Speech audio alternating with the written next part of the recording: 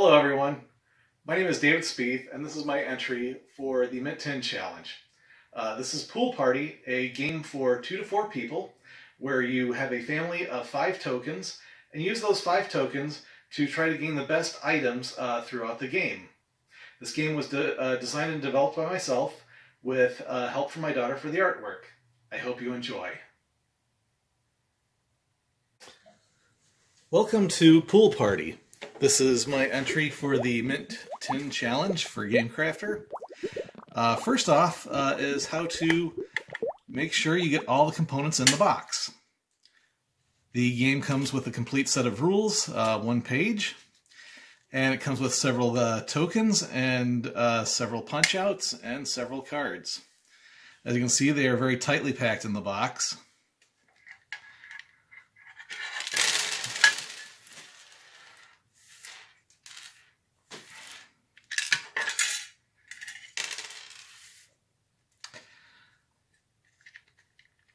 So the game contains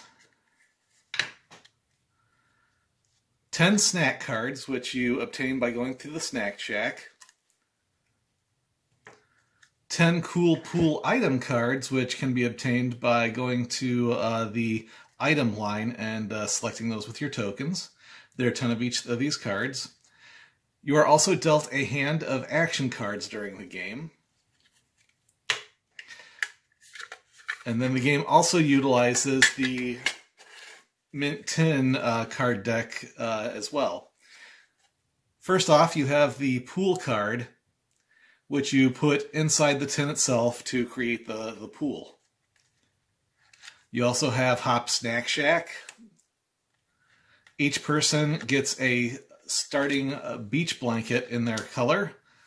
We'll start with yellow. So yellow would obtain their 5 family tokens, each one representing a family member.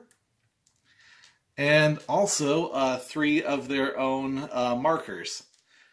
Markers are used to mark how tan the family is getting, what their score is, and also the 3rd token is kept in case that you need to do any special challenges with the token itself. Also is a lifeguard lecture card. That is similar to a Monopoly jail space where if your tokens do something naughty, they can get sent to and receive a lifeguard lecture, and they will be out of a round, and then they will come in the next round. There is also a hand of challenge cards. 1 challenge card is drawn at the top of each round by the first player. The first player moves each round from person to person. And the challenge will give you some kind of dexterity challenge to do. In this instance, you have chicken fight. Mandatory is the first player. They have to participate. And they have 1 challengee. So they challenge another player to perform a chicken fight. First player chooses 1 other opponent, and they thumb wrestle to simulate the chicken fight.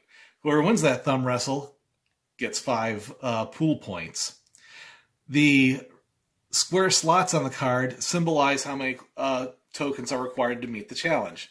You have to commit 2 tokens to participate in the challenge, since you're standing on each other's shoulders. Notice there's also a whistle icon on this card.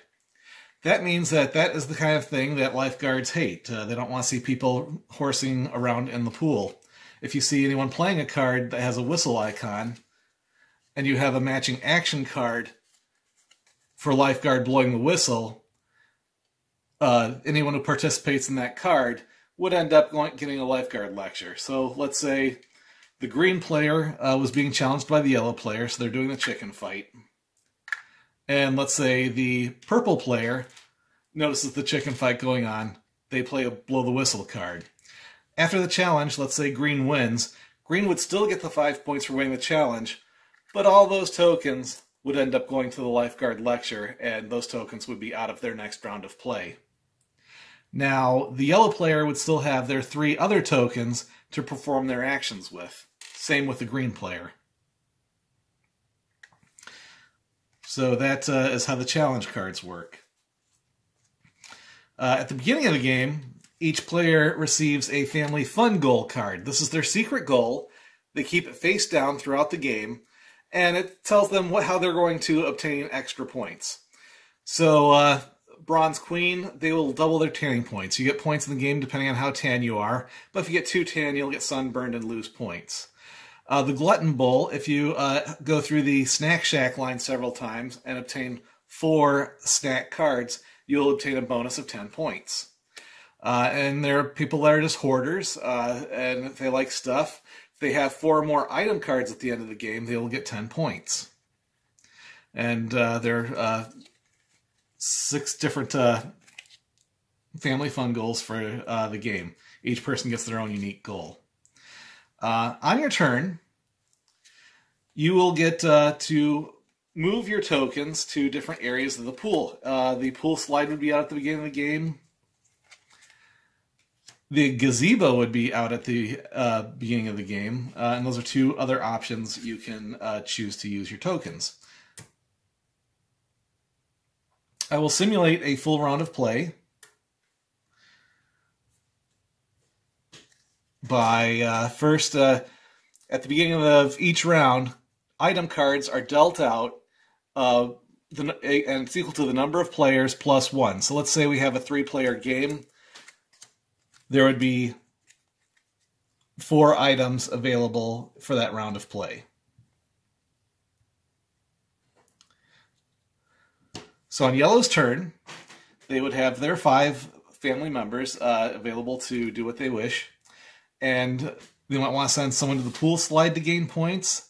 They might want to put someone in the Snack Shack line to gain points. They might want to send someone to the gazebo to gain points. The gazebo has higher point counts, but you're committing that for the entire game. If I put a token on here, they will receive 5 points at the end of the game, but they're not participating in the game anymore. They're locked in. And then each of the item cards tells you how many tokens you need to obtain the card. You could obtain, say, the lotion and the raft at 1 token apiece, or you could get the chair. There's 2 squares, so you need 2 tokens. If Yellow wanted the table with the umbrella, they would need 3 tokens to obtain that. So let's say Yellow takes the raft and the lounge chair, and they say they're done allocating tokens. At the end of their turn, they retrieve their items, so they would slide these over all the way down to where their blanket area is. Oops, they need an extra token for the chair, so we'll say they did that.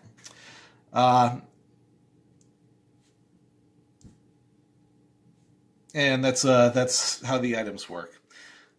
Now, the Snack Shack works differently.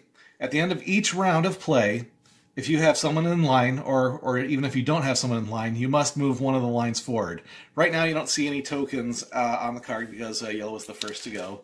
So Yellow would just slide their own token 1 space. Later on in the game, let's say multiple spots were taken by various players. And let's say it's Purple's turn. Purple would choose to place their token or not, and then they'd slide 1 line forward. When this line goes forward, the first person is done with the line. When that happens, they receive a snack card worth the amount of tokens on it. And that would then go to their playing area, their blanket.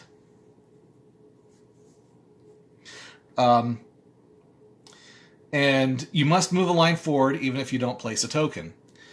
So let's say it's now Green's turn, and Green decides not to place a token in the Snack Shack. He still has to move a line forward, and since he has a token already in this line, that would be the wise choice for him to do.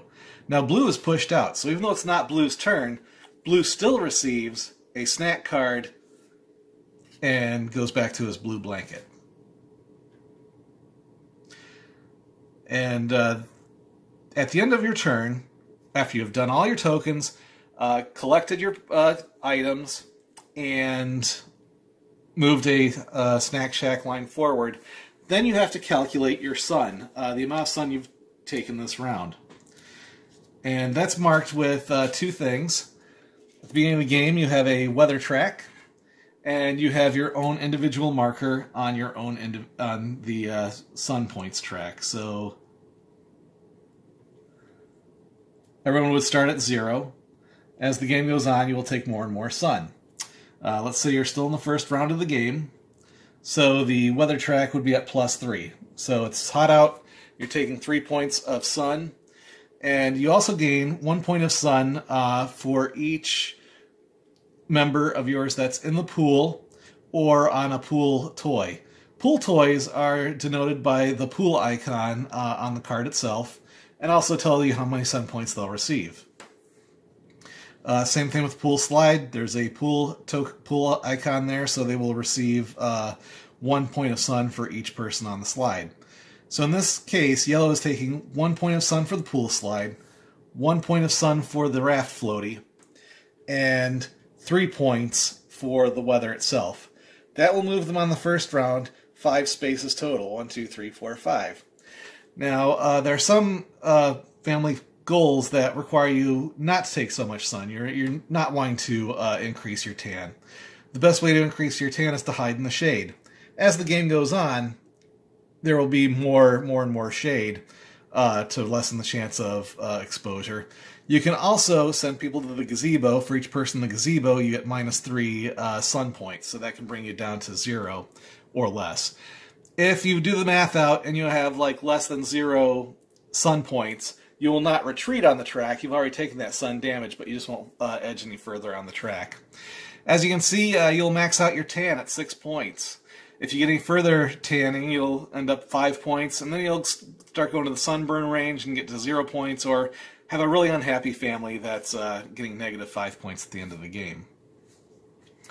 So the game goes a few rounds, and you will know when the game is over when the weather track token gets to -3. The track token moves in 2 ways. The first way is at the beginning of any round, it will automatically move 1 space. Action cards, the action deck that you are dealt at the beginning of the game, has several cards that say bad weather moving in, and you play these cards immediately when you draw them, whether you draw them on your turn or whether you draw them at the beginning of the game, and it'll allow you or force you to move the weather token. In this case, this one is saying move the weather up to 2 steps toward the rain, and that'd give you a player option to move it 1 or 2 or even 0 for this card. Another example would be move the weather 1 or 2 steps toward rain, in which case they'd have to move it 1 space. So eventually, something will cause the marker to end up on the last space, and that's when it's starting to sprinkle, starting to rain, and people have to vacate the pool area. The game will end the round that the weather reaches the rain track. The game will end at the end of the round, so everyone still gets to complete their turn who hasn't gone yet, or get a full turn if this went to rain at the start of the round. At that point, everyone sums up their points that they've gained, and they've gained points if they have tokens on the gazebo, they gain points for their items, they gain points for their snacks, and they gain points for any challenges they've completed, and they gain points if they've completed their family fun goal. And the family fun goal is usually the best, highest amount of points you can get in one go. So that's how the game is played. And as always, you can contact me through the website and ask me any questions, and I will be happy to answer them. Hope this increases your interest in my game. Thank you very much.